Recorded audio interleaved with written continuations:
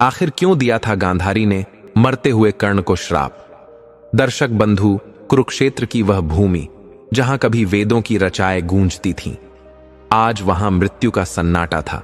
चारों ओर बिखरे पड़े रथ, कटे हुए शरीर और बहता हुआ रक्त जैसे धरती मां के हृदय को विदीर्ण कर रहा था।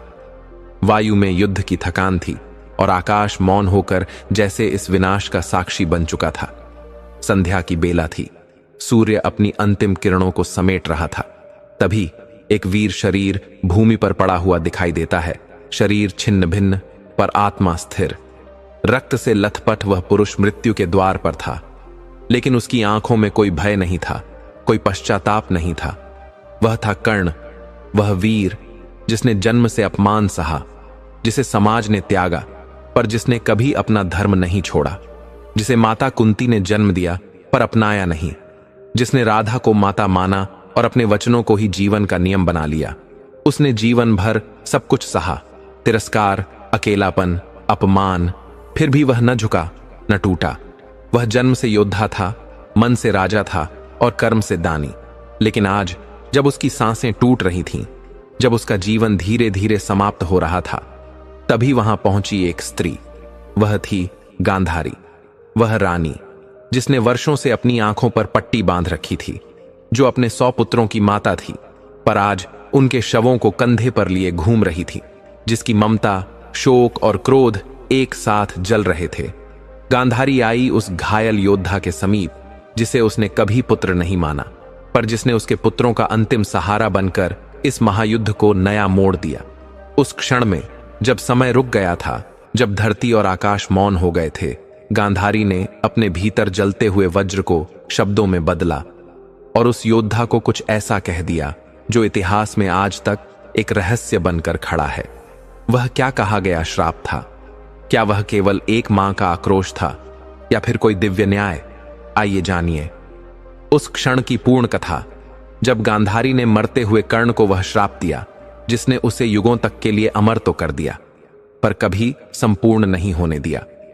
दर्शक बंधु, आपका समय नष्ट न करते हुए एक कथा के माध्यम से इस रहस्य को पूरे विस्तार से जानेंगे। लेकिन आगे बढ़ने से पहले आपको यह बता दें कि गरुड़ पुराण में साफ साफ कहा गया है, चाहे वह कोई कथा हो या कोई सीख, अगर उसे बीच में छोड़ दिया जाए तो वह पाप की श्रेणी में आता है। इसीलिए मेरा समस्त भाइयों और बहनों से विनम्र निवेदन है कि कृपया इस कथा को अंत तक अवश्य सुनें। और अगर आप एक सच्चे सनातनी हैं तो हमारे चैनल को सब्सक्राइब जरूर करें। साथ ही नीचे जय श्री कृष्ण लिखकर अपना आशीर्वाद और समर्थन देना न भूलें। तो चलिए अब श्री हरि की कृपा से कथा आरंभ करते हैं।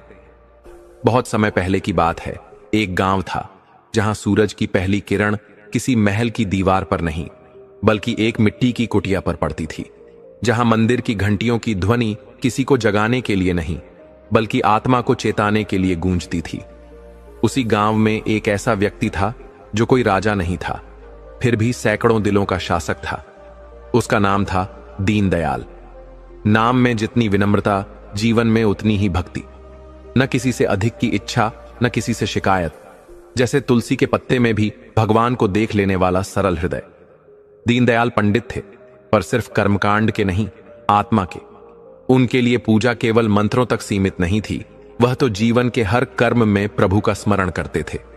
अमावस्या हो या पूर्णिमा, गांव की गलियों में एक आवाज गूंजती, पंडित जी को बुलाओ, आज घर में पुण्य का अवसर है।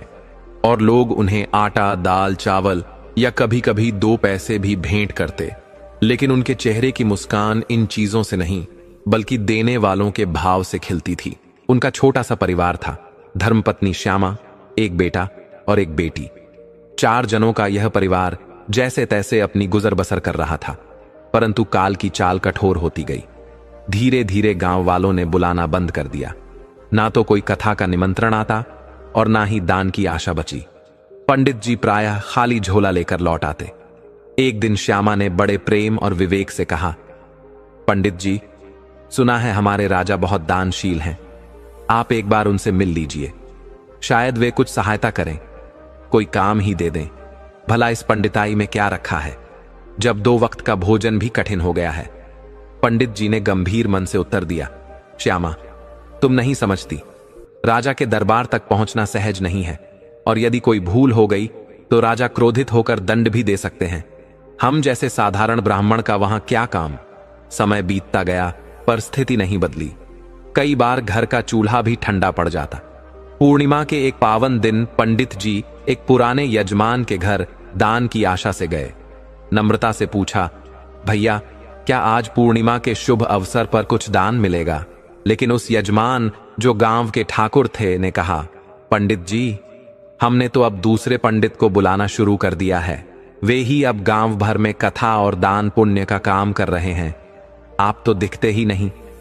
पंडित जी के मन में एक पल को उदासी छा गई। सोचा, ये कौन नया पंडित है जिसने हमारे हिस्से की रोटी भी छीन ली? परंतु उन्होंने किसी प्रकार का क्रोध नहीं किया। विनम्रता से कहा, ठीक है भैया, हम चलते हैं। ठाकुर की पत्नी ने यह संवाद दरवाजे से सुन लिया। उन्होंने तुरंत अपने पति से कहा, ब्राह्मण देवता को खाली हाथ लौटाना ठीक नहीं है।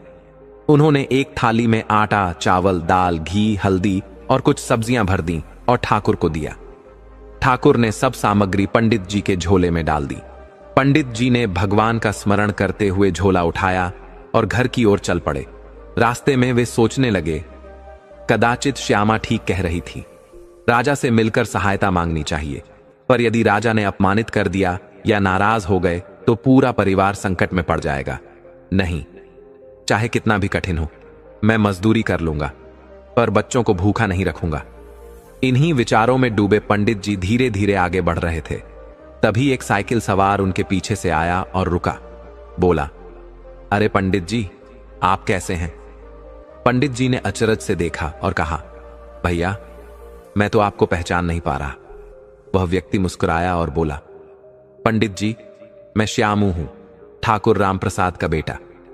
याद है एक बार मुझे पेट में बहुत तेज दर्द हुआ था, आप हमारे गांव आए थे और जो जड़ी बूटी दी थी उसी से मैं ठीक हो गया। तभी से मैं आपका भक्त हूं। पंडित जी ने हंसते हुए कहा, अच्छा अच्छा, तो तुम श्यामू हो। बहुत वर्ष बीत गए उस बात को, तब तुम कोई 15-16 साल के रहे होंगे।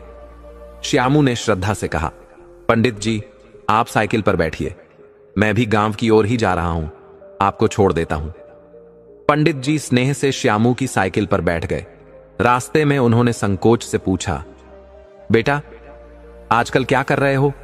श्यामू ने उत्तर दिया, पंडित जी हमने शहर में पान की दुकान खोल ली है, अच्छी आमदनी हो जाती है, ऊपर से खेती भी है। अम्मा बाबूजी का इकलौता बेटा हूं, भगवान की कृपा से सब अच्छा चल रहा है। अब बस विवाह की तैयारी चल रही है, जैसे ही कोई सुयोग्य कन्या मिल जाएगी विवाह कर लेंगे। आपको तो हमारे विवाह में अवश्य आना है। पंडित जी ने हर्षित स्वर में कहा, अरे हां बेटा अवश्य आएंगे, विवाह तो हम ही करवाएंगे, लेकिन दक्षिणा भी ठीक ठाक चाहिए। श्यामू हंस पड़ा और बोला, पंडित जी आप चिंता न करें, हमारी दुकान अच्छी चलती है, दक्षिणा भी भली प्रकार देंगे, धन का कोई अभाव नहीं और कंजूसी तो हमारे स्वभाव में ही नहीं है। ईश्वर की कृपा, भक्ति का फल और समय की गति, इन सब की संगति से यह एक साधारण ब्राह्मण के जीवन में पुनः आशा का दीप जल उठा। यही है सनातन का सत्य कि सेवा, भक्ति और धैर्य कभी व्यर्थ नहीं जाते। थोड़ी देर बाद पंडित जी गंभीर होकर बोले, बेटा एक बात कहनी है, कोई ऐसा काम दिलवा दो जिसमें नशा ना हो और जिससे 4 पैसे मिल जाएं। इस दान पर निर्भर रहकर घर नहीं चलता, हमारा मन अब नौकरी करने का है। श्यामू ने सहज मुस्कान के साथ कहा, पंडित जी हमारे शहर में बहुत से व्यापारी हैं, मैं किसी से बात करके आपको दुकान में काम दिलवा दूंगा। वहां आप काम करेंगे और अमावस्या पूनम के दिन अपनी पंडिताई भी करते रहेंगे, इससे आपकी गृहस्थी आसानी से चल जाएगी। पंडित जी ने राहत की सांस ली। ठीक है बेटा, जरूर बात करना, कल से ही काम शुरू कर देंगे। बातों बातों में दोनों गांव पहुंच गए। घर के पास आकर पंडित जी बोले, बेटा यहीं उतार दो, अब हम घर चलेंगे। श्यामू ने साइकिल से उतारते हुए आदरपूर्वक प्रणाम किया। पंडित जी जैसे ही बात होती है मैं आपको खबर भेज दूंगा। पंडित जी ने सिर हिलाकर आशीर्वाद दिया और श्यामू अपने काम पर चला गया। पंडित जी जब घर पहुंचे तो उनकी पत्नी श्यामा ने दरवाजे पर ही उनका झोला पकड़ लिया। उसे विश्वास था कि अमावस्या के दिन कुछ भरपूर मिलेगा, और आज बच्चे तृप्त होकर भोजन करेंगे। बेटी तो समझदार थी, पर बेटा केवल 12 साल का और बार बार खाने की जिद करता था। जब श्यामा ने झोला उठाया तो वह हल्का था। उसने पंडित जी के चेहरे की ओर देखा और चिंतित होकर पूछा, क्या बात है, आज कुछ नहीं मिला? पंडित जी बाहर तख्त पर बैठकर पंखा हिलाने लगे और बोले, आज इतना ही मिला है, इसी से काम चला लो। लेकिन चिंता मत करो, हमने एक आदमी से बात की है, अब नौकरी करेंगे। नौकरी मिलते ही सब दुख दूर हो जाएंगे। श्यामा पास बैठ गई। इस उम्र में आप नौकरी करेंगे? पंडित जी मुस्कुराए। अरे, हल जोतना नहीं है, किसी सेठ की दुकान में सामान बेचेंगे, साड़ी, बर्तन, ऐसा ही कुछ। भगवान की कृपा से सब ठीक हो जाएगा, तुम चिंता मत करो, दुख के बाद सुख अवश्य आता है। श्यामा मुस्कुराई। ठीक है, मैं आपके लिए पानी लेकर आती हूं। वह मंदिर में गई और दुर्गा मां के चरणों में हाथ जोड़कर बोली, मां, हम नित्य आपकी पूजा करते हैं, क्या हमारी गरीबी नहीं दिखती? क्या आप केवल अमीरों की माता हैं? हमारे बच्चे भूखे रहते हैं, हम तो भूख सह लेते हैं, लेकिन बच्चों से नहीं देखा जाता। यदि हमारी भक्ति में शक्ति है तो कृपा कीजिए। वह प्रार्थना कर ही रही थी कि दुर्गा मां की मूर्ति पर चढ़ा फूल उसकी हथेली में गिरा। उसे लगा मां ने आशीर्वाद दिया है। आंखों में विश्वास की चमक जागी। उसने मां के चरणों में प्रणाम किया और रसोई में जाकर पानी और गुड़ का कटोरा लेकर पंडित जी के पास आई। लीजिए, थोड़ा गुड़ और पानी, अब मैं खाना बनाने जा रही हूं, रात को हम सब मिलकर भोजन करेंगे। पंडित जी बोले, आज तो हमारा पेट भरा है, श्यामू ने नाश्ता करवा दिया था, तुम बच्चों के साथ खा लेना। श्यामा हंसी। हमें बेवकूफ मत बनाइए, जो भी मिला है हम सब मिलकर खाएंगे। कल से नौकरी पर जा ही रहे हैं, तब भरपेट खाएंगे, आज जो है उसमें संतोष करेंगे। पंडित जी ने श्यामा के चेहरे को देखा और मन में सोचा, इस नारी ने कितनी कठिनाइयां देखी हैं, फिर भी इसका साथ कभी कम नहीं हुआ, यही मेरी सच्ची शक्ति है। उस रात श्यामा ने प्रेम से खाना बनाया, बच्चों को भरपेट खिलाया, पर खुद और पंडित जी ने थोड़ा थोड़ा ही खाया। रात गहरी हो चली थी। पंडित जी खटिया पर लेट गए और श्यामा उनके पैरों को दबाने लगी। क्या सच में आप नौकरी करेंगे? पंडित जी गंभीरता से बोले। हां पंडिताइन, अब नौकरी करनी होगी, दान से पेट नहीं भरता, कल शहर जाकर काम ढूंढेंगे। यदि सेठ भला हुआ तो एडवांस लेकर राशन लाएंगे, वरना उधार सही, पर बच्चों को भूखा नहीं रहने देंगे। पंडिताइन जमीन पर ही लेट गई, सोने की कोशिश करने लगी, पर मन में चिंता थी। थोड़ी देर में वह सो गई, लेकिन पंडित जी रात भर करवटें बदलते रहे। उन्हें चिंता थी कि कैसे बच्चों का जीवन सुधारा जाए। सुबह 4 बजे उठे, धोती और अंगोछा उठाकर नदी किनारे स्नान को चले गए। उनके मन में प्रभु पर अटूट विश्वास था। लौटकर पूजा में बैठे। जब आरती की ध्वनि गूंजी तो पंडिताइन की आंख खुली, बाहर आई और पूछा, पंडित जी, आप रात भर सोए नहीं? मुस्कुराकर बोले, सोए थे, बस जल्दी उठ गए, पूजा जल्दी कर ली है, अब शहर जाना है। पंडिताइन ने शक भरी नजर से देखा। आपने दूध निकाला? बोले, हां, अब अदरक की चाय बना दो। पंडिताइन चूल्हे पर गुड़ की चाय चढ़ा देती है, छान कर देती है। सिर्फ चाय पीकर ही जाएंगे? बोले, हां, हमारे पास 10 पैसे हैं, रास्ते में कुछ खा लेंगे, चिंता मत करो। चाय पीकर पंडित जी ने झोला, लाठी उठाई, गले में अंगोछा डाला। शहर जा रहा हूं, बच्चों को अच्छे से खाना खिला देना। पंडिताइन ने सिर हिलाया, दरवाजे से निकलते हुए बोले, जल्दी लौट कर आऊंगा। पंडिताइन का मन भर आया। उसने सोचा, रात भर नींद नहीं आई और अब अकेले शहर जा रहे हैं। वह भी स्नान के लिए निकल गई। लौटकर मंदिर गई और दुर्गा मां से प्रार्थना करने लगी, हे मां, क्या केवल हमारी ही परीक्षा बाकी है? और लोग भी हैं इस संसार में। हमारे छोटे छोटे बच्चे भूखे रहते हैं, पंडित जी इतना तप करते हैं, फिर भी नौकरी खोजनी पड़ती है। यदि आज आपने कृपा नहीं की तो मैं आपकी पूजा नहीं करूंगी।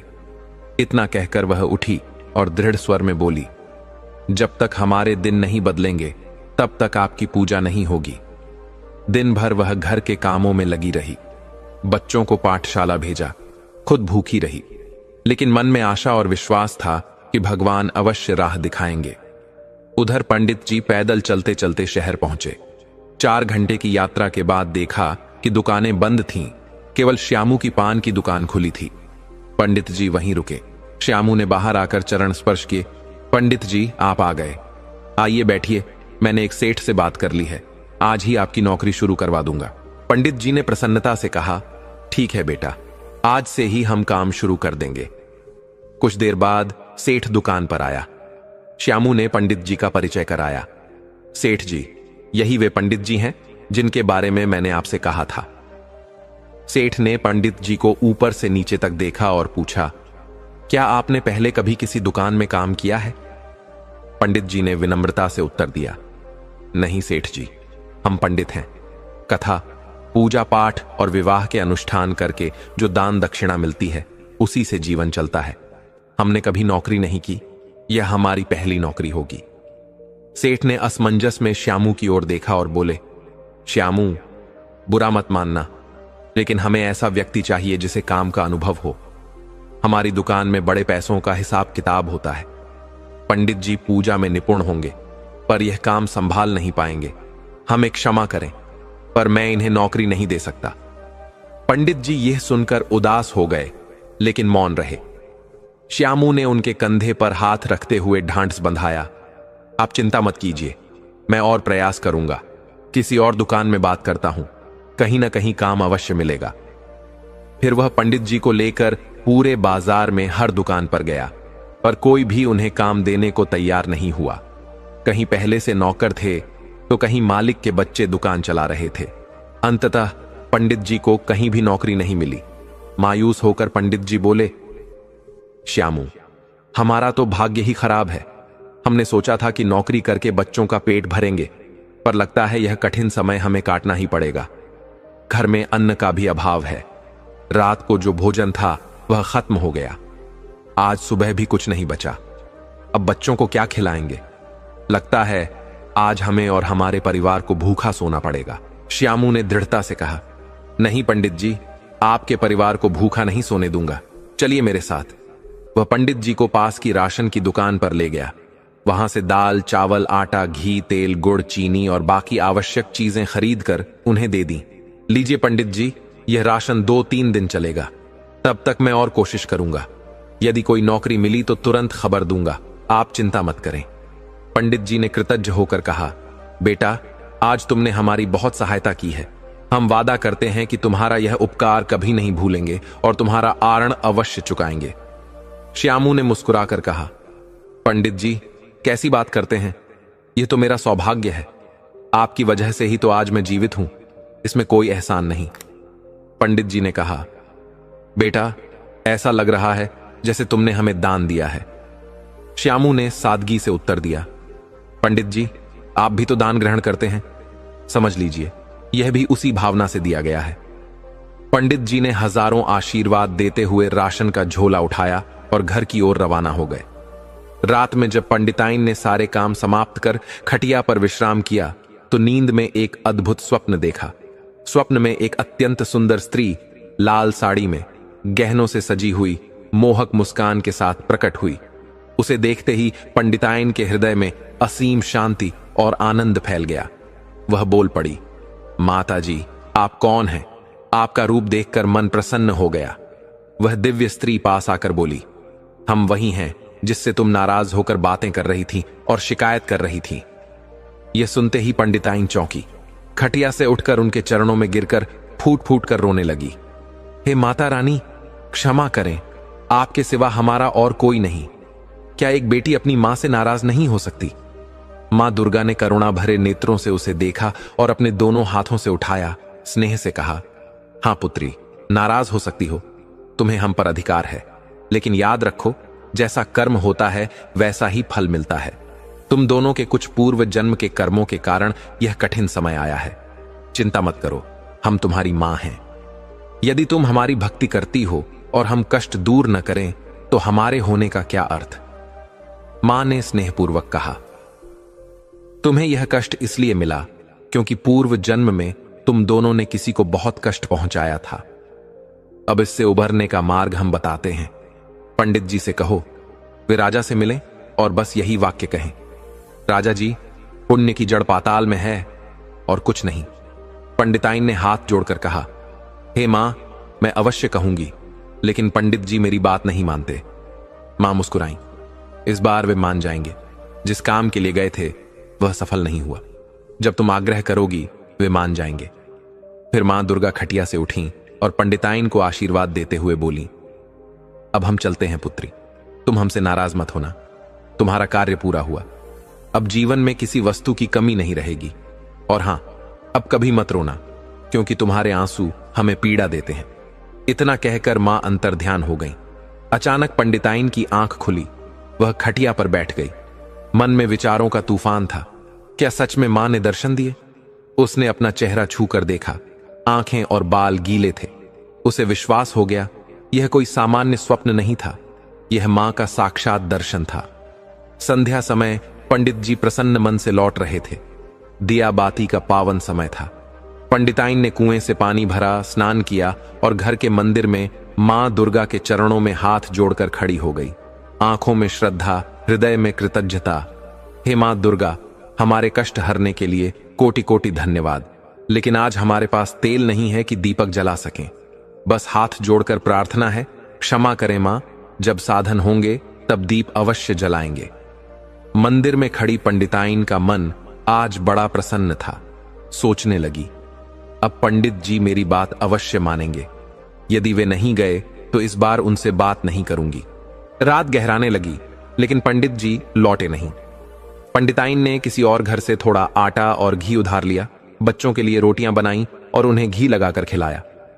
बच्चे सो गए, लेकिन उनकी बड़ी बेटी राधा अब भी जाग रही थी। वह दरवाजे के पास आकर मां के पास बैठ गई और चिंतित होकर बोली, मां, आपने हमें तो खाना खिला दिया, लेकिन आप खुद क्यों नहीं खा रही हैं? पंडिताइन ने स्नेह से राधा की ओर देखते हुए कहा, अरे राधा, तुम अब तक क्यों जाग रही हो? जाओ, सो जाओ। पिताजी जब लौट आएंगे तब हम भी उनके साथ खाना खा लेंगे। अभी तक वे नहीं लौटे हैं, इसलिए मन थोड़ा चिंतित है।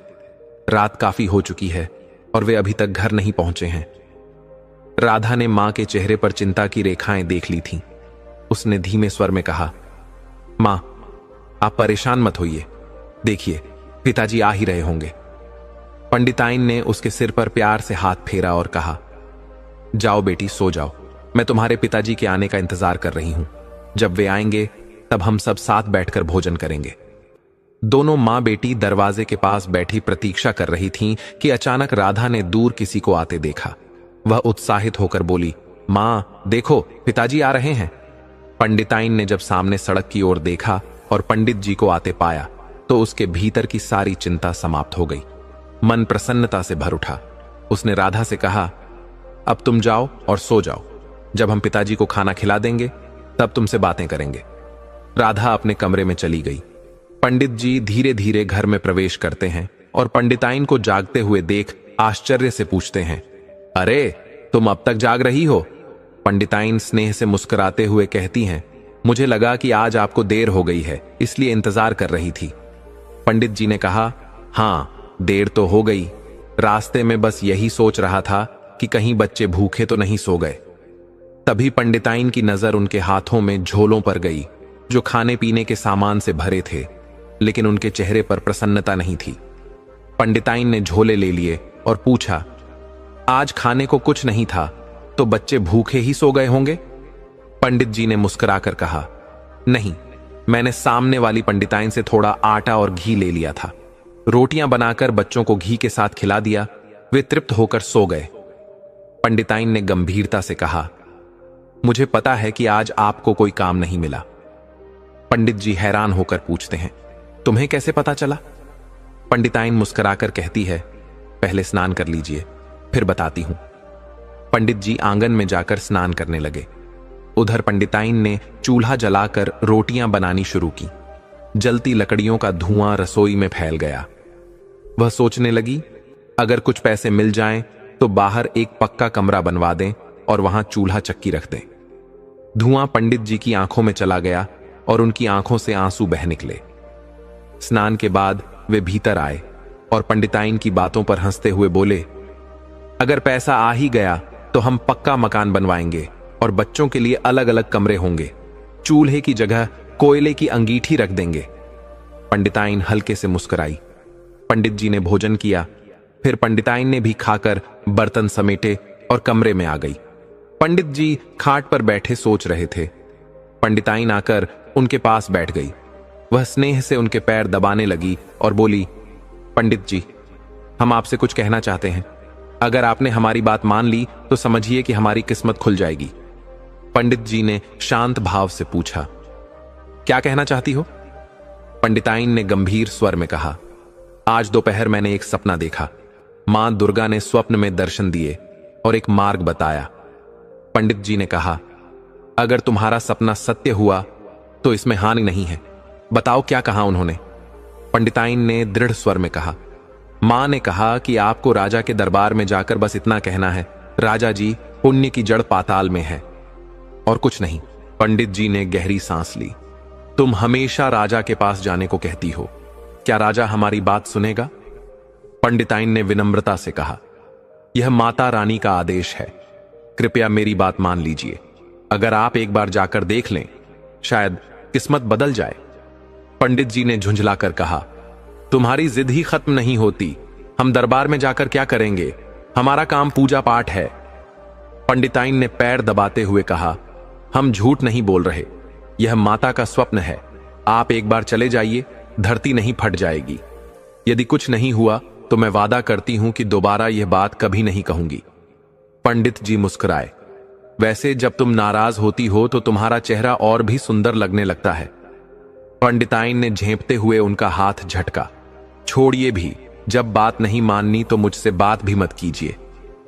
जैसे ही वह बच्चों के पास जाने लगी, पंडित जी ने उसका हाथ पकड़ लिया और कहा, अच्छा बाबा, मान ली तुम्हारी बात, हम राजा के पास जाएंगे, लेकिन बताओ वहां जाकर हमें कहना क्या है?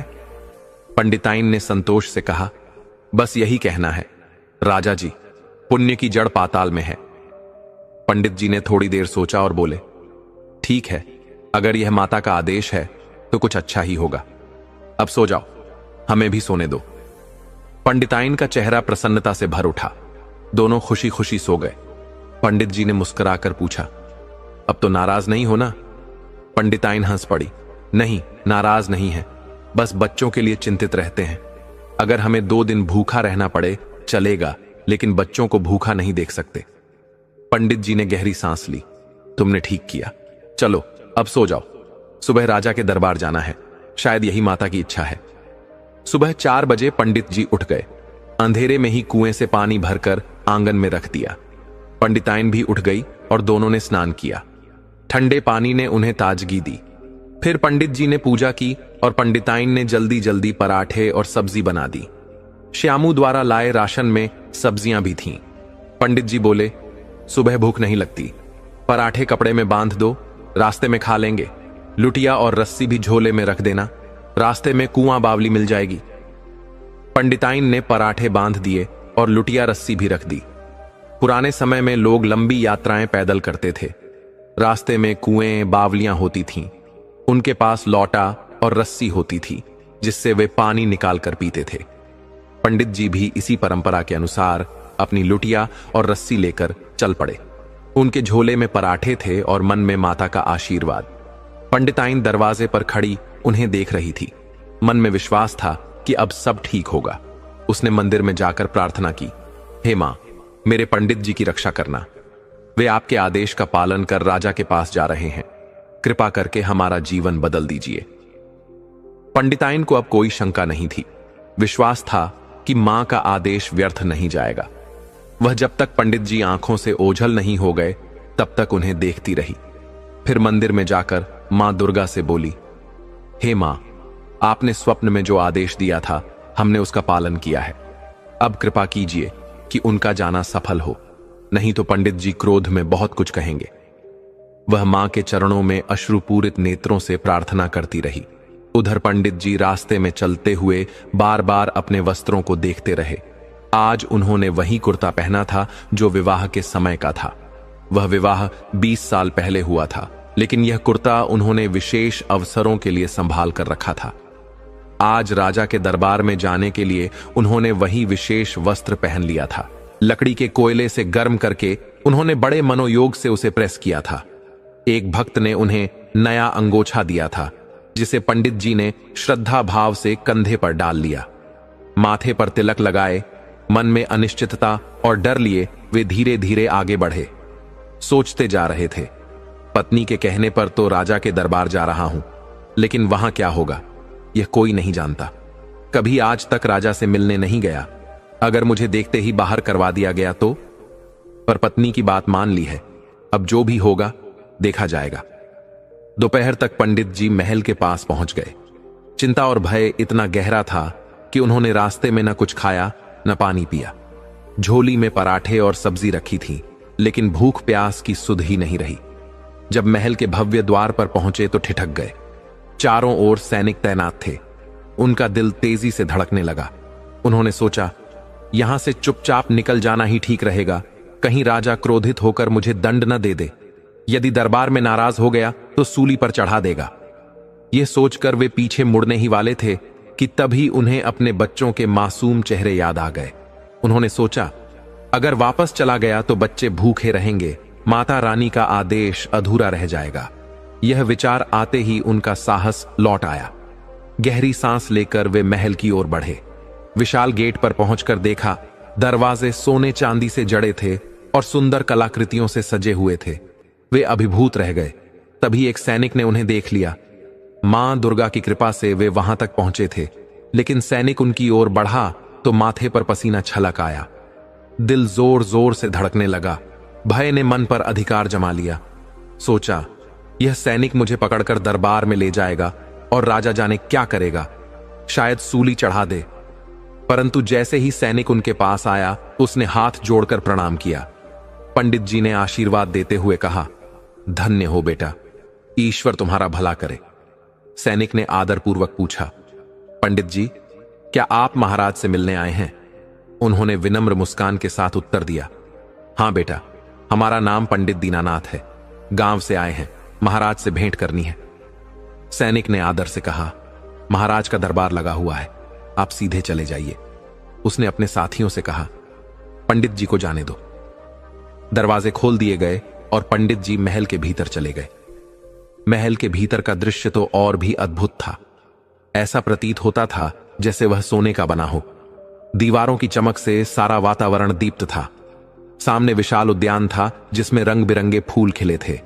वृक्षों से सुसज्जित आंगन अत्यंत रमणीय था। पहली बार इतने भव्य स्थान पर आए पंडित जी विस्मित रह गए। तभी एक और सैनिक आया और प्रणाम कर बोला, पंडित जी, महाराज का दरबार महल के बाहर लगा है, कृपया इस मार्ग से चलिए। वह उन्हें दरबार तक ले गया।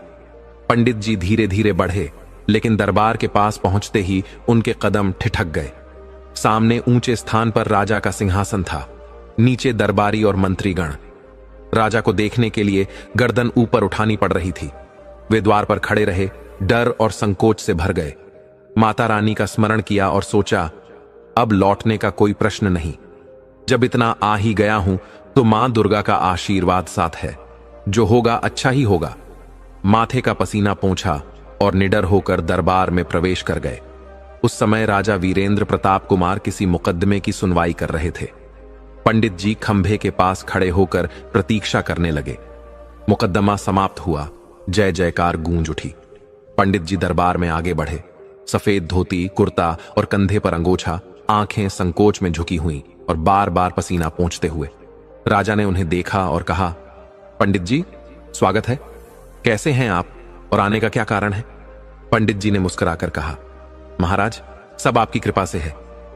राजा ने फिर पूछा, क्या कोई समस्या है? पंडित जी ने मां दुर्गा का स्मरण किया और निडरता से बोले, राजा जी, समस्या आपकी हो तो बताइए। मैं तो केवल एक बात कहने आया हूं, पुण्य की जड़ पाताल में है। यह कहते ही उनके भीतर एक दिव्य साहस उतर आया। मां दुर्गा की कृपा उन पर थी। राजा ने ध्यानपूर्वक उनकी बात सुनी और गहराई से उस पर विचार किया।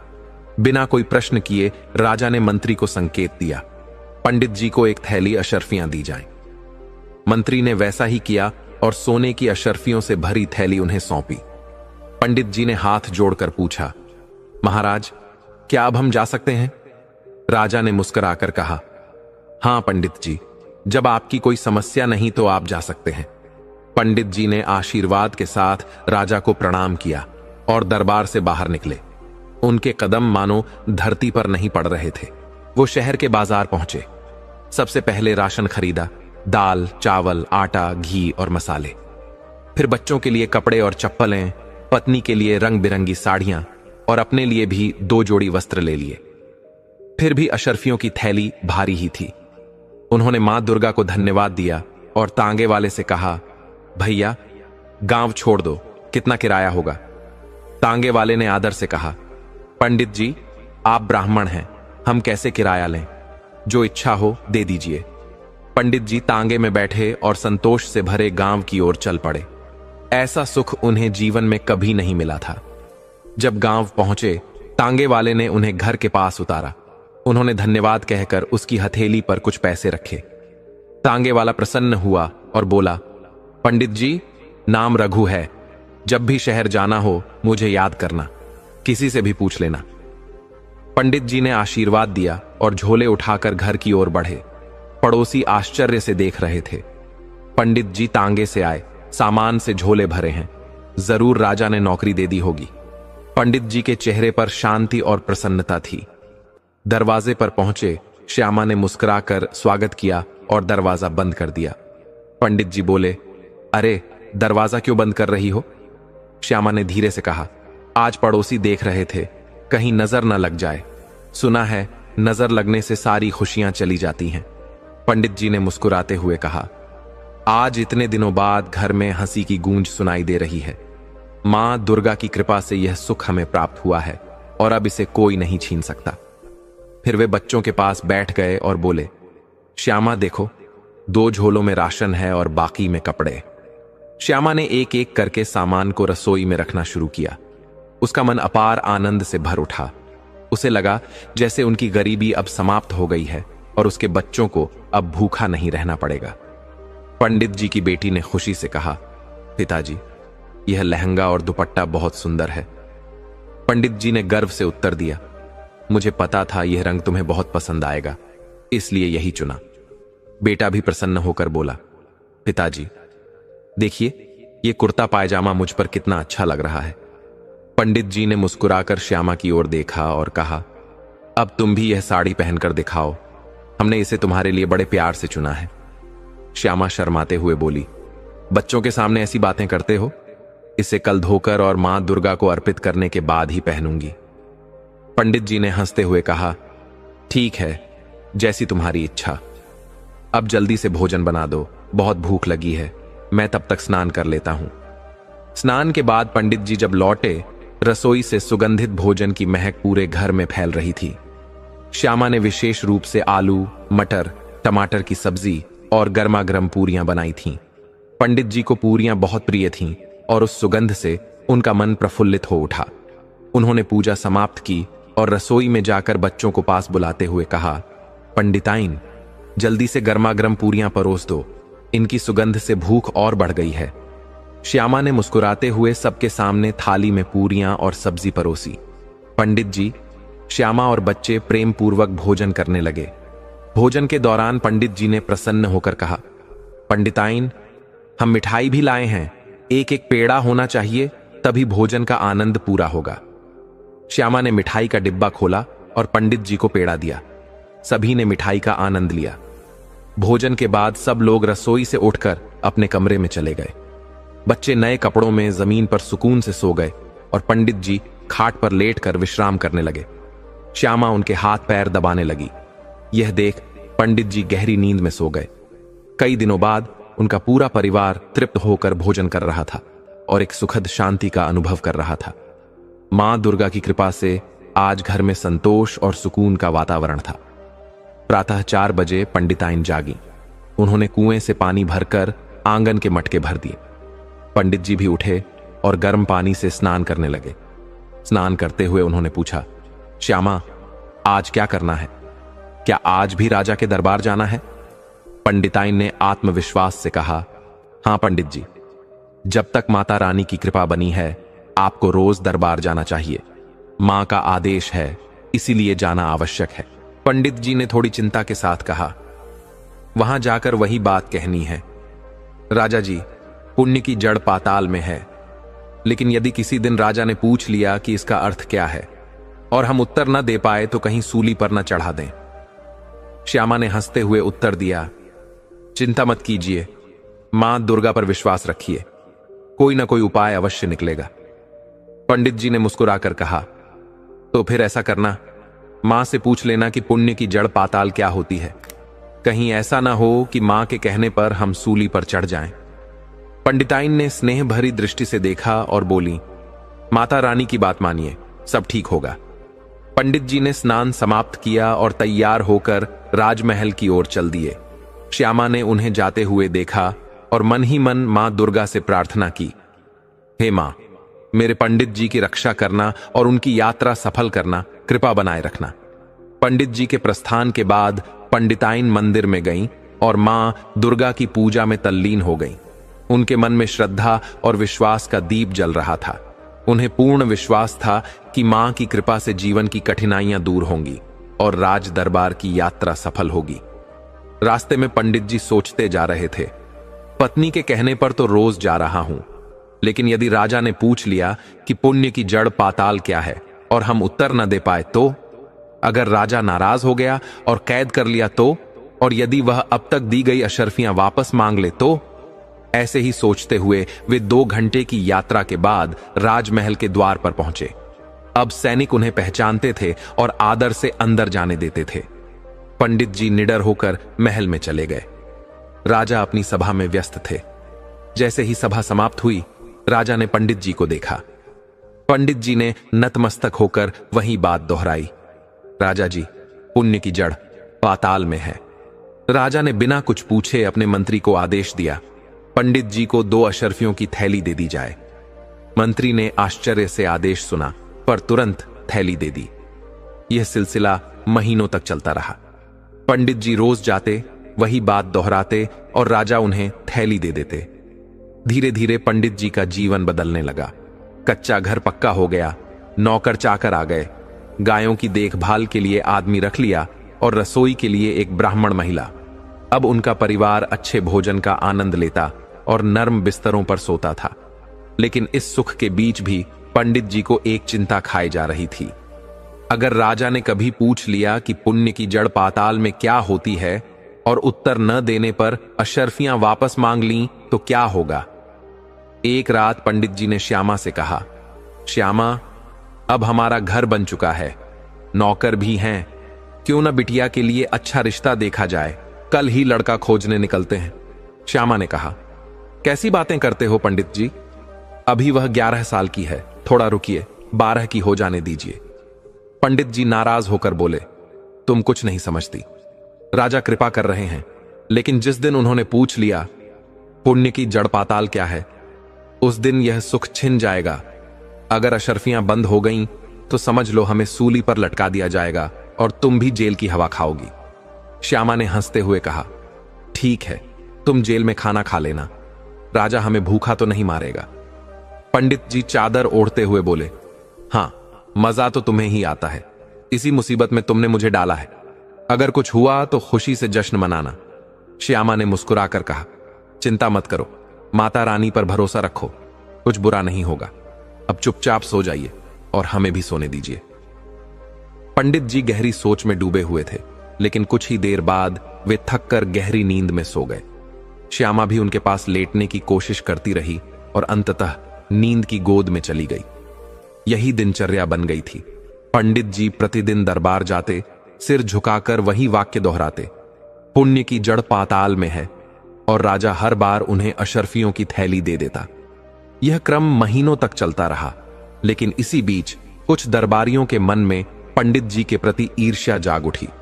वे आपस में कुड़कुड़ाने लगे, यह पंडित रोज आता है, कुछ नहीं करता, सिर्फ एक वाक्य कहता है और राजा उसे थैली भर अशर्फियां दे देता है। राजा भी कितना भोला है, कभी पूछता तक नहीं कि इसका अर्थ क्या है। उनमें से कुछ दरबारी राजा से पहले से ही रुष्ट थे। वे पंडित जी की किस्मत पर जलते और राजा की बुद्धि पर प्रश्न उठाते।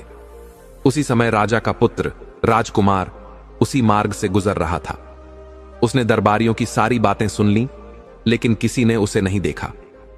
वह चुपचाप अपने कक्ष में चला गया और बिस्तर पर लेटकर गहन विचारों में खो गया। महारानी ने पुत्र को उस अवस्था में देखा। उदासी और क्रोध उसके मुख पर स्पष्ट था। वह उसके पीछे पीछे गई, लेकिन राजकुमार ने कक्ष का द्वार बंद कर लिया और बाहर खड़े सेवकों से कह दिया, अगर कोई पूछे तो कह देना मैं सो रहा हूं, मुझे कोई परेशान न करे। महारानी यह सुनकर चुपचाप अपने कक्ष में लौट गई और चिंता में डूब गई। आखिर हमारे राजकुमार को क्या हो गया है? शाम को राजा दरबार समाप्त करके अपने कक्ष में आए।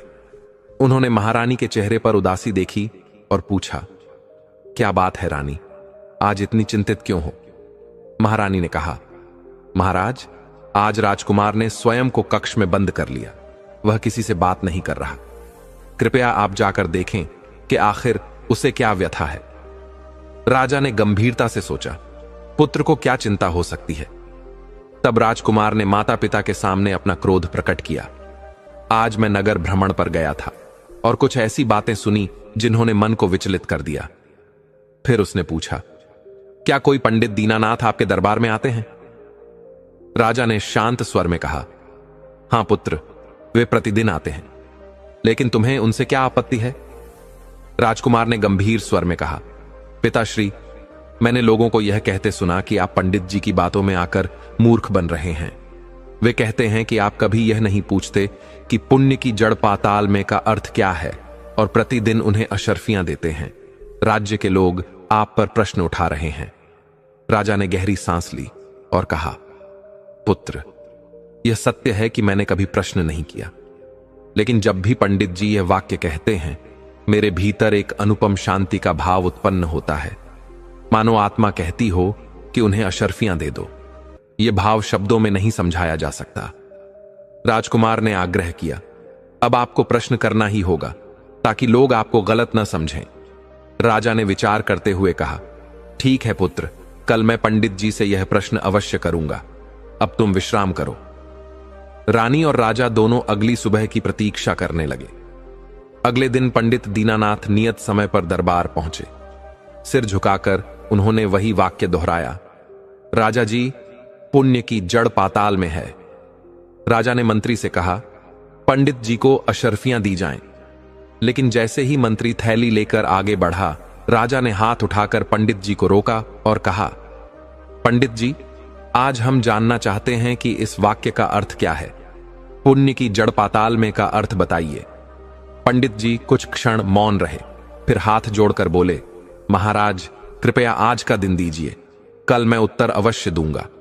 राजा ने सिर हिलाते हुए कहा, ठीक है पंडित जी, कल उत्तर दें, फिलहाल आप घर जाइए। पंडित जी ने थैली तो ले ली, लेकिन उनका मन भारी हो गया। बाहर निकलते हुए उन्होंने सोचा, अब यह बात छिपी नहीं रही, श्यामा को बताना पड़ेगा। अब वह मेरा चेहरा नहीं देखेगी, क्योंकि कल राजा मुझे फांसी देगा। उदास मन से नगर की सड़कों पर चल रहे थे कि तांगे वाला उन्हें देखकर रुक गया। बोला, पंडित जी, आइए गांव छोड़ देता हूं। पंडित जी चुपचाप बैठ गए। तांगे वाला उनका उतरा चेहरा देखकर बोला, आज आप इतने उदास क्यों हैं पंडित जी? आप तो हमेशा मुस्कुराते रहते थे। पंडित जी ने हल्के स्वर में कहा, कुछ नहीं भाई, मन थोड़ा उदास है, तबीयत भी ठीक नहीं लग रही। तांगे वाला सब समझ गया। कुछ बोले बिना उन्हें गांव छोड़ आया। घर पहुंचते ही पंडित जी ने झोली को एक कोने में फेंक दिया। श्यामा दौड़ी आई। क्या हुआ पंडित जी, झोली ऐसे क्यों फेंक रहे हो? पंडित जी ने थके स्वर में कहा, ये लो तुम्हारी अशर्फियां, पर याद रखना ये आखिरी है, कल राजा हमें फांसी देगा। श्यामा हैरान रह गई। ऐसा क्या हुआ? राजा ने कुछ कहा? पंडित जी ने गहरी सांस ली। पहले पानी पिला दो, फिर बताता हूं। बेटी दौड़ती हुई पानी लेकर आई। पिताजी, लीजिए पानी पीजिए। पंडित जी ने उदासी से बेटी की ओर देखा। लाओ बेटी, शायद आखिरी बार पानी पी रहा हूं, कल क्या होगा कौन जानता है। श्यामा पास बैठ गई। अब पहेलियां मत बुझाओ पंडित जी, बताओ क्या हुआ। पंडित जी बोले, राजा ने पूछा है कि पुण्य की जड़ पाताल का अर्थ क्या है। हमें इसका कोई अर्थ नहीं पता। अगर उत्तर न दे पाए तो कल सूली पर चढ़ा दिए जाएंगे। अब बताओ क्या करें? श्यामा मुस्कुराकर बोली, पंडित जी, बस इतनी सी बात के लिए आप परेशान हैं? पहले स्नान कर लीजिए, मैं गर्मागर्म भोजन परोसती हूं, फिर बताऊंगी राजा को क्या उत्तर देना है। पंडित जी हैरान हुए। तुम उत्तर बताओगी? श्यामा ने आत्मविश्वास से कहा। हां, पहले स्नान कर लीजिए। उन्होंने स्नान किया, पूजा की और तब तक श्यामा ने स्वादिष्ट भोजन परोस दिया। सभी ने प्रेम पूर्वक भोजन किया। भोजन के बाद पंडित जी अपने कक्ष में गए, खाट पर लेटे और गहरी नींद में सो गए। जब श्यामा कमरे में आई, पंडित जी के खर्राटे सुनकर मुस्कुराई। मन में कहा, लगता है चिंता समाप्त हो गई है। स्वयं से बोली, कल सुबह हम पंडित जी को बताएंगे कि राजा को क्या कहना है, क्या दिखाना है। मां दुर्गा की कृपा से सब अच्छा ही होगा। सुबह होते ही पंडित जी उठे, पर चिंता अभी भी बनी हुई थी। क्या श्यामा सच में उत्तर बता पाएगी? श्यामा ने नाश्ता लाकर सामने रखा। लीजिए पंडित जी, आज आपके मनपसंद का नाश्ता बनाया है। श्यामा ने मुस्कुराकर देखा, पर पंडित जी का चेहरा गंभीर था। उदासी से बोले, मुझे नाश्ता करने का मन नहीं है। अब बताओ, पुण्य की जड़ पाताल में इसका अर्थ क्या है, और हम राजा को क्या बताएं? श्यामा ने फिर मुस्कुराकर कहा, पहले आप नाश्ता कर लीजिए, फिर सब बताती हूं। पंडित जी ने थाली में रखा मीठा चीला उठाया और खाते हुए बोले, श्यामा, हमें और परेशान मत करो, हम पहले ही बहुत चिंतित हैं। श्यामा शांत भाव से बोली, आपको बस राजा को सुंदर तालाब तक ले जाना है और वहां पहुंचकर आंखें बंद कर कहिए, पुण्य की जड़ पाताल में है। फिर जो होगा आप और राजा दोनों देखेंगे। पंडित जी ने गहरी सांस ली। समझ लो, हम सूली पर चढ़ने जा रहे हैं। अगर तुम्हारी बात गलत निकली तो हमें फांसी दी जा सकती है, लेकिन अगर यह सच निकला तो हम अमीर हो जाएंगे और कोई हमारा बाल भी बांका नहीं कर सकेगा। श्यामा ने आत्मविश्वास से कहा, मां दुर्गा पर विश्वास रखिए, मां कभी अपने भक्तों पर से कृपा का हाथ नहीं हटाती। पंडित जी ने झोला उठाया और बोले, चलो, मां का नाम लेकर हम चलते हैं, अब सब कुछ उनके हाथ में है। पंडित जी के जाने के बाद श्यामा घर के मंदिर में गई। मां दुर्गा की मूर्ति के सामने हाथ जोड़कर बोली, हे मां रानी, सब कुछ आपकी कृपा पर है। आपने ही स्वप्न में हमें मार्ग दिखाया, वही हमने पंडित जी को बताया है। अब हमारे पंडित जी की रक्षा करना। पंडित जी जब दरबार पहुंचे तो वहां उपस्थित सभी लोग उन्हें देखकर मुस्कुरा रहे थे। वे समझ गए लोग व्यंग्य कर रहे हैं। मन ही मन बोले, हे मां दुर्गा, अब सब कुछ आपके ही हाथों में है। तभी एक दरबारी ने घोषणा की, राजा साहब दरबार में पधार रहे हैं। राजा आए, सिंहासन पर विराजमान हुए। पंडित जी ने हाथ जोड़कर प्रणाम किया। राजा मुस्कुराए और बोले, आज हम आपके पुण्य की जड़ पाताल का अर्थ जानना चाहते हैं, कृपया बताइए। पंडित जी ने निवेदन किया, राजा साहब, पुण्य की जड़ पाताल बताने की नहीं, अनुभव करने की चीज है। कृपया आप और दरबारी हमारे साथ सुंदर तालाब चलिए। राजा ने सबको शांत किया और कहा, हम पंडित जी के साथ चलेंगे, जो भी चाहे साथ आ सकता है। रथ तैयार हुआ। पंडित जी को रथ में बैठाकर काफिला सुंदर तालाब की ओर चला। तालाब का वातावरण अत्यंत मनोहर था। फूल, फल, शीतल हवा, कमल के फूल, रंग बिरंगी चिड़ियां। मंत्री बोले, यह स्थान अत्यंत सुंदर है, मानो कोई दिव्य स्थल हो। पंडित जी ने कहा, राजा साहब, आइए तालाब के किनारे चलें। वहां जाकर पंडित जी ने आंखें बंद कर ऊंची आवाज में कहा, पुण्य की जड़ पाताल में है। तभी तालाब का पानी सूख गया और भीतर से एक सुनहरी सीढ़ी प्रकट हुई। पंडित जी ने राजा की ओर देखा, आइए इस सीढ़ी से नीचे उतरते हैं। राजा ने मंत्रियों से कहा, आइए देखें पुण्य की जड़ का रहस्य क्या है। पंडित जी मन ही मन मां दुर्गा का स्मरण करते हुए आगे बढ़े। सीढ़ियों के अंत में सभी दंग रह गए। वहां एक भव्य नगर था, सोने, हीरे, मोतियों से सजा हुआ। राजा विस्मित होकर बोले, पंडित जी, यही है पुण्य की जड़ पाताल। पंडित जी ने सिर हिलाया, हां महाराज। राजा ने पूछा, यह नगर किस महान राजा का है? पंडित जी ने एक स्थानीय व्यक्ति से पूछा।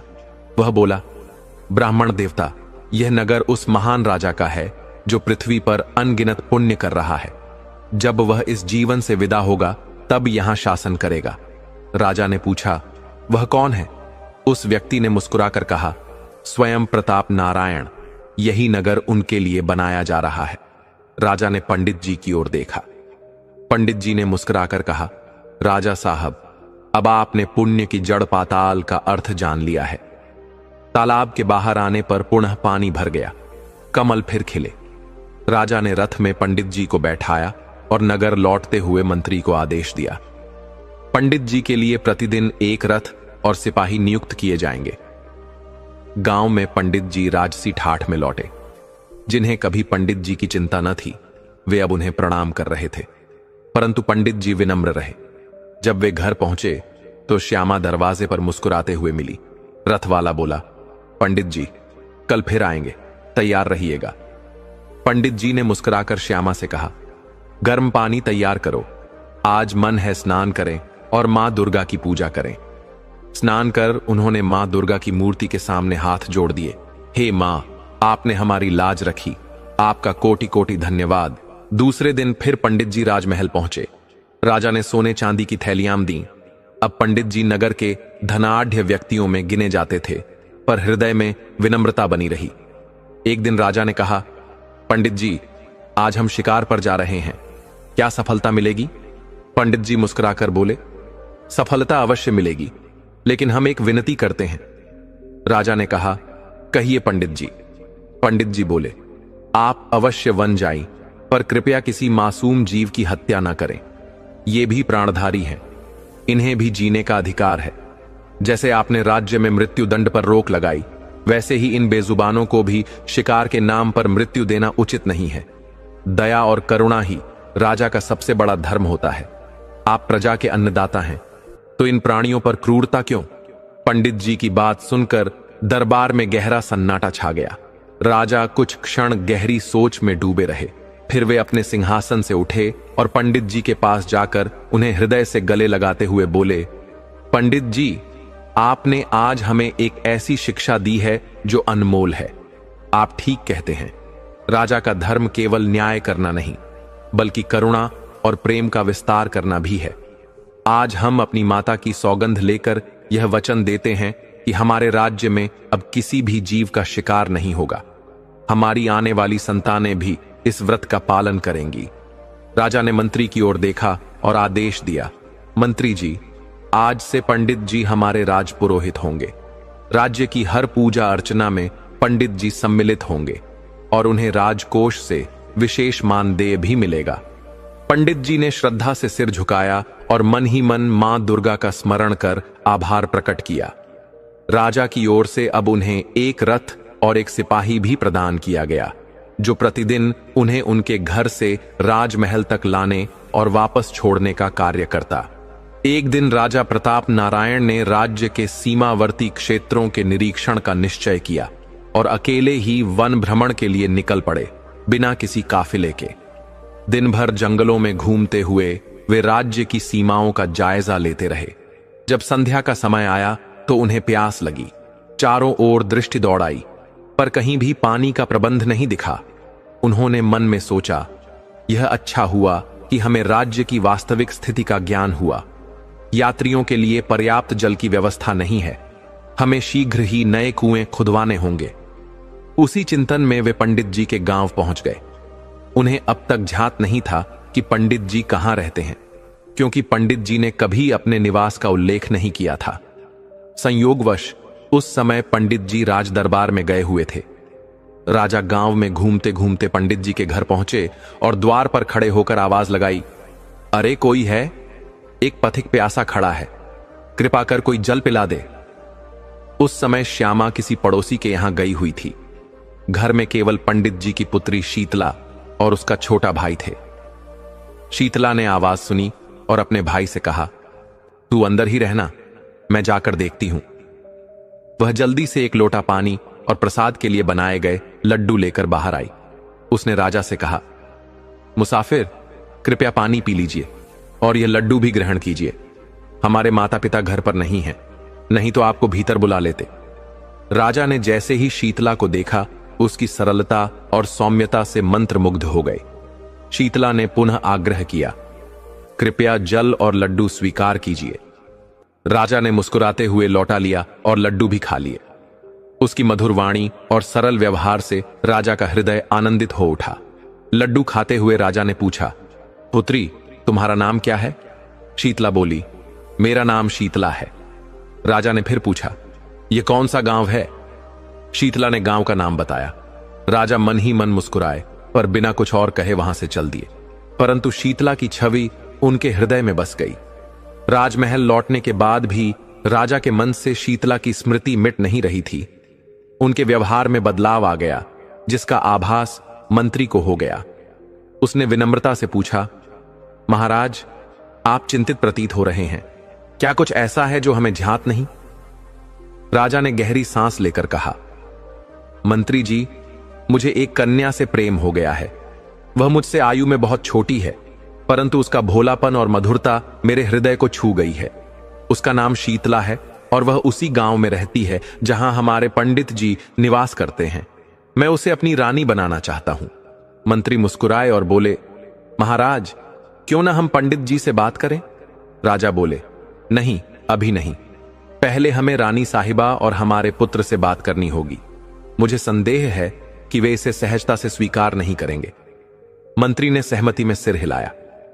उधर शीतला ने जब पंडित जी को बताया कि आज एक प्यासा पथिक आया था जिसने खुद को राजा कहा और मैंने उसे पानी और लड्डू दिए, तो पंडित जी आश्चर्यचकित रह गए और हर्ष से भर उठे। बोले, अरे, हमारे राजा साहब हमारे घर आए थे? पुत्री, क्या तुमने उन्हें अच्छे से बैठाया? शीतला ने मासूमियत से कहा, हां पिताजी, मैंने उन्हें चादर दी और लड्डू पानी भी दिया। पंडित जी संतोष से बोले, मां, दुर्गा की कृपा है, हमारे घर राजा पधारे। बस अफसोस, उस समय श्यामा घर पर नहीं थी। उनके मन में उमंग भर गई। सोचने लगे, जब मैं कल दरबार जाऊंगा तो राजा अवश्य मुझसे इसका उल्लेख करेंगे और मैं गर्व से कहूंगा कि उन्हें मेरी पुत्री ने सेवा दी। उत्साह में भरकर वह रात भर सो नहीं सके। अगली सुबह स्नान कर, पूजा कर, नए वस्त्र पहन राज दरबार के लिए निकल पड़े। राजा के हृदय में शीतला की छवि गहराई से बस चुकी थी और उन्होंने निश्चय कर लिया था कि उसे ही अपनी रानी बनाएंगे। उसी रात उन्होंने रानी साहिबा से कहा, रानी साहिबा, हमें आपसे एक कठिन बात कहनी है जिसे अब हम अधिक दिनों तक हृदय में नहीं रख सकते। हमारे मन में किसी और की छवि बस चुकी है। रानी साहिबा ने राजा के बदले हुए व्यवहार को पहले ही अनुभव कर लिया था। बोली, महाराज, हम समझ रहे थे कि आप किसी चिंता में हैं। कृपया बताइए, क्या हुआ? राजा ने गंभीर स्वर में कहा, हम पंडित जी के गांव की एक अत्यंत सुंदर और सौम्य कन्या शीतला से प्रेम करते हैं। हम उससे विवाह करना चाहते हैं, यदि आपको स्वीकार हो। रानी साहिबा मुस्कुराते हुए बोली, महाराज, आप राजा हैं, कई रानियां रखना आपका अधिकार है।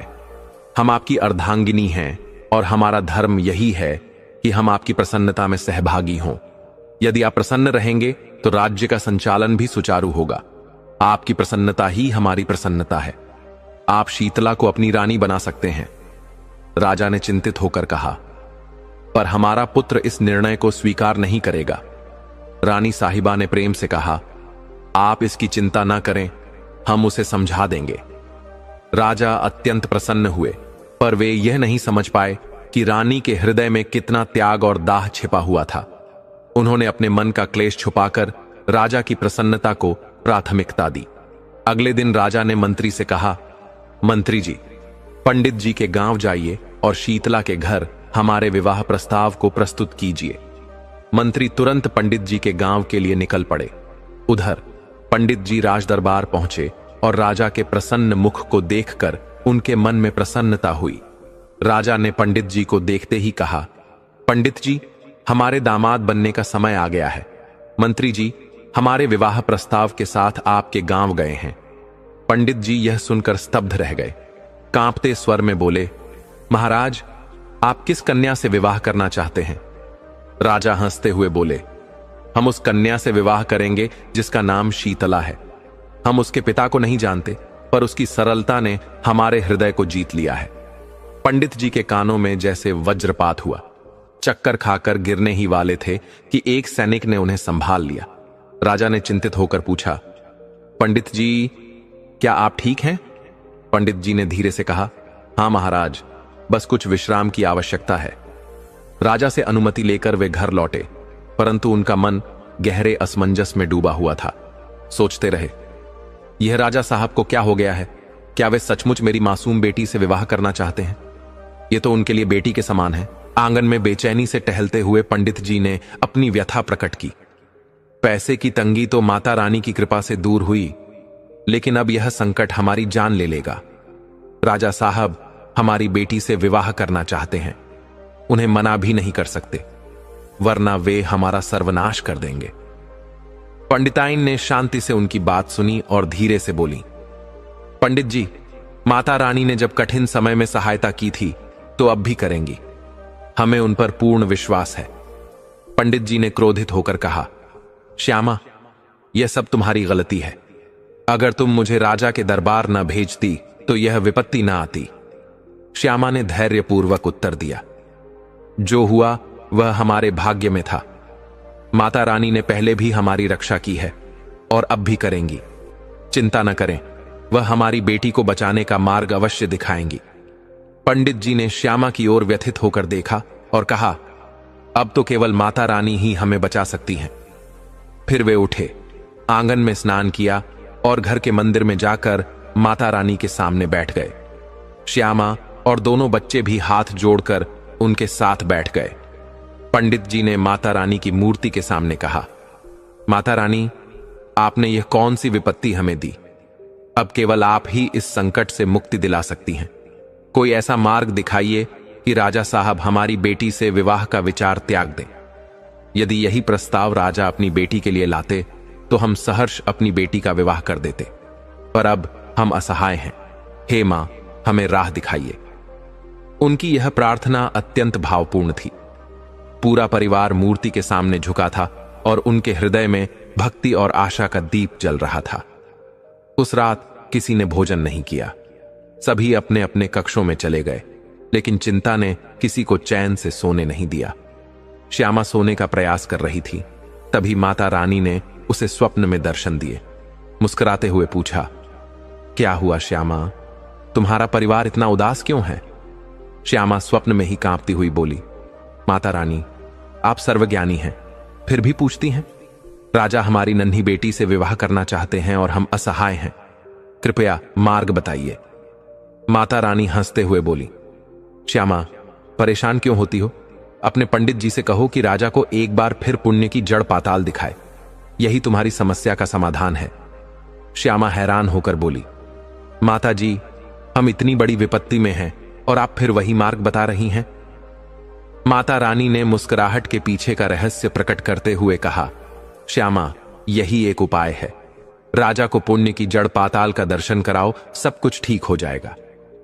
सुबह होते ही श्यामा ने पंडित जी को जगाया और स्वप्न का पूरा वृतांत बताया। पंडित जी ने गंभीरता से सुना और कहा, यदि माता रानी ने स्वयं यह मार्ग बताया है तो वही सही है। पंडित जी ने स्नान कर पूजा की और महल की ओर प्रस्थान किया। दरबार पहुंचकर उन्होंने कहा, महाराज, मैं एक विशेष प्रस्ताव लेकर आया हूं, कृपया एक बार फिर हमारे साथ पुण्य की जड़ पाताल का दर्शन करें। राजा ने थोड़ी हैरानी से देखा, फिर बोले, पंडित जी, हम आपके साथ चलने को तैयार हैं। पंडित जी और राजा अपने दरबारियों के साथ सुंदर तालाब पहुंचे। पंडित जी ने प्रार्थना की और फिर कहा, पुण्य की जड़ पाताल में है। उसी क्षण तालाब का जल सूख गया और सोने की सीढ़ियां प्रकट हुईं। राजा और दरबारी विस्मय से देख रहे थे। पंडित जी बोले, महाराज, आइए पाताल के नगर का दर्शन करें। पाताल में प्रवेश करते ही दिव्य नगर का दृश्य दिखा। वहां शांति, आनंद और दिव्यता का अनुभव हुआ। तभी एक दिव्य पुरुष प्रकट हुए और बोले, महाराज, सच्चा पुण्य वही है जो मन को शुद्ध करे, दूसरों के हित में हो। किसी की इच्छा के विरुद्ध कार्य करना अधर्म है। सच्चा राजा वह है जो हर जीव को सम्मान और सुरक्षा दे। राजा का हृदय इन वचनों से द्रवित हो गया। उन्होंने पंडित जी की ओर देखा और कहा, अब हम शीतला को अपनी बेटी के समान मानेंगे और उसका विवाह किसी योग्य युवक से करेंगे। आपका परिवार सदा सुरक्षित रहेगा। पंडित जी ने माता रानी का हृदय से धन्यवाद किया। राजा ने वादा किया कि शीतला के विवाह की सारी जिम्मेदारी राज्य उठाएगा। पंडित जी महल से लौटे और श्यामा को यह शुभ समाचार सुनाया। पूरा परिवार खुशी से झूम उठा। सबने मिलकर माता रानी के चरणों में झुककर धन्यवाद दिया। शीतला का विवाह धूमधाम से संपन्न हुआ और पंडित जी ने अपने जीवन को भक्ति और सेवा में समर्पित कर दिया। माता रानी की कृपा से उनका परिवार संकट से मुक्त हुआ और सुख शांति से जीवन व्यतीत करने लगा। पंडित जी ने यह जाना कि सच्ची भक्ति और विश्वास से हर समस्या का समाधान संभव है। माता रानी की कृपा से उनके जीवन में आनंद और संतोष का वास बना रहा। इस संपूर्ण कथा में कर्ण की 3 महान शिक्षाएं निहित हैं, जो कलयुग के प्रत्येक मनुष्य के लिए दीपक के समान मार्गदर्शक हैं। ये शिक्षाएं सीधी उस तपस्वी योद्धा से आती हैं जिसने जीवन में अपमान, अस्वीकार और वंचना को भी धैर्य और दान में बदल दिया। पहली शिक्षा, त्याग ही सच्चा पुण्य है। कर्ण का जीवन इसी बात का प्रमाण है कि जिसने अपने पास कुछ नहीं होते हुए भी सबसे अधिक दिया। उसने कवच कुंडल तक इंद्र को दान में दे दिए, यह जानते हुए कि वही उसके प्राणहर होंगे। इस कथा में भी पंडित दीनदयाल बिना किसी स्वार्थ के वर्षों तक सेवा करते हैं और अंत में वही त्याग उन्हें पुण्य का वरदान देता है। इससे यह सीख मिलती है कि जो बिना अपेक्षा के देता है उसे ईश्वर स्वयं राज सिंहासन का भागी बनाते हैं। दूसरी शिक्षा, आत्मसम्मान कभी मत छोड़ो, भले परिस्थिति जितनी कठिन हो। कर्ण ने अर्जुन से कहा था, मैंने जीवन भर अपमान सहा, फिर भी युद्ध भूमि से नहीं भागा, क्योंकि मैं जानता था मेरा आत्मसम्मान मेरे अस्त्र से अधिक मूल्यवान है। पंडित जी भी परिस्थिति से हार कर भीख नहीं मांगते, बल्कि श्रम करना चुनते हैं। नौकरी न मिलने पर भी वे राजा से केवल एक वाक्य कहते हैं, पुण्य की जड़ पाताल में है, वह भी बिना दीनता दिखाए। यह वही कर्ण की शिक्षा है। परिस्थितियां चाहे जैसी हों, आत्मा की गरिमा कभी न छोड़ो। तीसरी शिक्षा, कर्म करो, फल की चिंता मत करो। कर्ण ने श्री कृष्ण से कहा था, मुझे झात है कि मैं हार जाऊंगा, पर मैं अपना धर्म निभाऊंगा। पंडित दीनदयाल भी जानते हैं कि उन्हें राजा से उत्तर पूछे जाने पर दंड मिल सकता है, पर वे हर दिन राजा के पास जाते हैं और वही वाक्य दोहराते हैं। उन्हें न धन की लालसा है न भय। यही निष्काम कर्म है, करो और छोड़ दो, फल ईश्वर पर। यह कथा पंडित जी की नहीं, कर्ण के उन्हीं गुणों की कथा है, त्याग, आत्मगौरव और निष्काम कर्म की।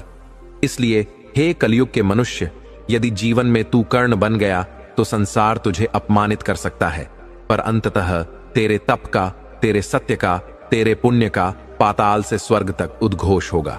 दर्शक बंधु, अभी कथा यहीं खत्म नहीं होती। अभी हम ये भी जानेंगे कि मरते हुए कर्ण को गांधारी ने क्यों दिया था श्राप। दर्शक बंधु, धूल और रक्त से सनी कुरुक्षेत्र की भूमि पर सूर्य अस्त हो रहा था। चारों ओर शंखों की आवाजें थम चुकी थीं। युद्ध की विभीषिका जैसे एक पल के लिए ठहर गई थी। आकाश में एक अदृश्य उदासी फैल चुकी थी। उस भूमि पर जहां एक समय महान योद्धा गर्जना करते थे, अब वहां केवल अंतिम सांसें, टूटते स्वप्न और अधूरे संकल्प बचे थे। वहीं जमीन पर एक महायोद्धा पड़ा था, रथ चक्र में फंसा हुआ, शरीर से रक्त बहता हुआ, फिर भी चेहरा तेज से दमकता हुआ। वह कर्ण था, वही कर्ण जिसे जीवन भर सूत पुत्र कहकर अपमानित किया गया और जिसने हर अपमान को अपनी वीरता से उत्तर दिया। वह समय था जब मृत्यु स्वयं भी कांप रही थी, क्योंकि आज वह एक ऐसे योद्धा को लेने आई थी जिसे न तो जीवन ने पूरा अपनाया, न मृत्यु के पहले तक कोई उसका आदर कर पाया। लेकिन मृत्यु से पहले कर्ण को एक और दर्शन होना था। कर्ण की आंखें धुंधली हो रही थीं, पर तभी उसने एक स्त्री को आते देखा, सफेद साड़ी में लिपटी, शोक से भरी आंखों वाली एक मां। वह कोई और नहीं, स्वयं गांधारी थी। वह गांधारी जिन्होंने अपने 100 पुत्रों को खो दिया था। वह गांधारी जिनकी आंखों पर तो पट्टी थी, पर जिनका हृदय उस युद्ध की सच्चाई को भली भांति देख रहा था। गांधारी धीरे धीरे घायल कर्ण के समीप आई। उनका कलेजा कांप रहा था। उन्होंने कांपते हुए स्वर में कहा, हे कर्ण, तू भी चला गया। मेरी गोद फिर एक वीर से सूनी हो गई। कर्ण ने पीड़ा से मुस्कुराते हुए उत्तर दिया, मातेश्वरी, आप मुझ पर कृपा करने आई? अब तो जीवन से मोह भी नहीं रहा। गांधारी की आंखों से अश्रु बहने लगे, जो अब वर्षों के शोक, दुहक और पश्चाताप की भाषा बोल रहे थे। उन्होंने कहा, हे वीर, आज मैं तुमसे एक सत्य कहने आई हूं, जो आज तक केवल हृदय में दबा था। तू केवल राधेय नहीं था, तू मेरा पुत्र भी था। कर्ण की आंखें फैल गईं। गांधारी बोली, जब तू पैदा हुआ तब कुंती ने तुझे नदी में बहा दिया, और वही कर्ण आज मेरे 100 पुत्रों से बड़ा निकला। तुझे मेरे पुत्रों ने अपमानित किया, झूठे छल से हराया, और आज जब मेरे 100 पुत्र मरे पड़े हैं तो तुझे भी यही भूमि निगल रही है। गांधारी बैठ गईं। उनके हाथों ने कर्ण का सिर अपने गोद में रखा। उन्होंने धीमे स्वर में कहा, कर्ण, तू योग्य था, पर तूने धर्म का साथ नहीं दिया। तूने मेरे दुर्योधन का साथ दिया, जिसने छल, कपट, स्त्री का अपमान, धर्म का तिरस्कार किया। कर्ण ने धीरे से उत्तर दिया, मातेश्वरी, मैंने दुर्योधन का साथ इसलिए नहीं दिया क्योंकि वह सच्चा था, बल्कि इसलिए दिया क्योंकि वह मेरे साथ सच्चा था। गांधारी उस क्षण चुप हो गई। उनका अंतर्मन 2 टुकड़ों में बंट चुका था। एक ओर मातृत्व था, जो कर्ण को अपने पुत्र के रूप में देखता था। दूसरी ओर धर्म था, जो कर्ण को दुर्योधन की गलतियों में भागीदार मानता था। और इसी द्वंद्व के बीच उन्होंने एक श्राप दिया। हां, गांधारी ने मरते हुए कर्ण को श्राप दिया, हे कर्ण, तेरी वीरता अमर रहेगी। लेकिन जैसे तूने जीवन भर सत्य को जानकर भी उसका साथ नहीं दिया, वैसे ही कलयुग के मनुष्य भी ज्ञान पाकर भी उसका उपयोग नहीं करेंगे। वे तेरे बलिदान को भूल जाएंगे। तेरे जैसे वीर को लोग केवल सूत पुत्र कहेंगे, तेरे आदर्शों को नकारेंगे और तुझे पूर्ण सम्मान कभी नहीं देंगे। गांधारी का वह श्राप कोई क्रोध नहीं था, वह शोक से उत्पन्न हुई पीड़ा थी। वह एक मां की चीत्कार थी, जो न्याय और ममता दोनों को एक साथ थामे हुए थी। कर्ण ने अपनी अंतिम सांसों में मुस्कुराते हुए कहा, अगर मेरे त्याग से आने वाली पीढ़ी कुछ सीख पाती है तो मैं इस श्राप को भी वरदान समझूंगा। और फिर वह तेजस्वी योद्धा शांत हो गया। दर्शक बंधु, आज भी जब हम कर्ण की कथा सुनते हैं तो हमारा हृदय द्रवित हो उठता है। वह योद्धा जिसने अपने जीवन में सम्मान नहीं मांगा, केवल कर्म किया, जिसने रिश्तों से ज्यादा धर्म को निभाया, फिर भी जिसे दुनिया ने समझने में देर कर दी। अगर यह कथा आपके हृदय को छू गई हो तो इसे साझा करें, और ऐसी ही दिव्य भावनात्मक और आध्यात्मिक कथाओं के लिए जरूर सब्सक्राइब करें। जय श्री कृष्ण, जय राधे।